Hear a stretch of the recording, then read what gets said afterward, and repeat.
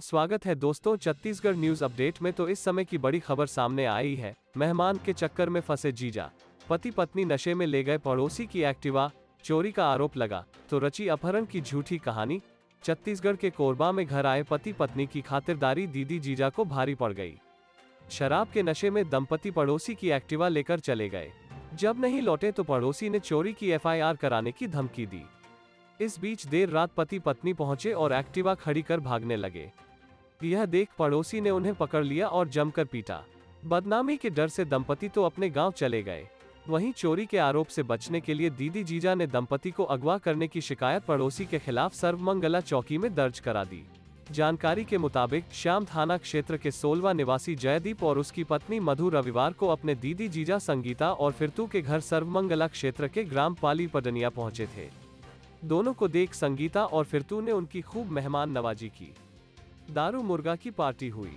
इस दौरान गांव के रहने वाले बबलू को पता चला तो वह भी एक्टिवा लेकर पहुंच गया। सभी ने वहां जमकर शराब पी। इसके बाद जयदीप अपनी पत्नी मधु के साथ बबलू की एक्टिवा लेकर घूमने की बात कहकर निकल गया। वहां से जयदीप और मधु परसाखोला चले गए। ज्यादा नशे में होने के कारण दोनों वहीं रिश्तेदार के घर रुक गए।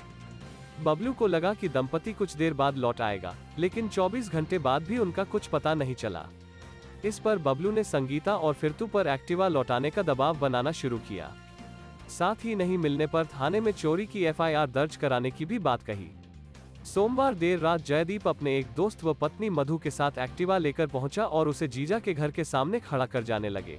इसी दौरान बबलू को अपनी एक्टिवा का पता चला तो वो लेने के लिए घर से निकला।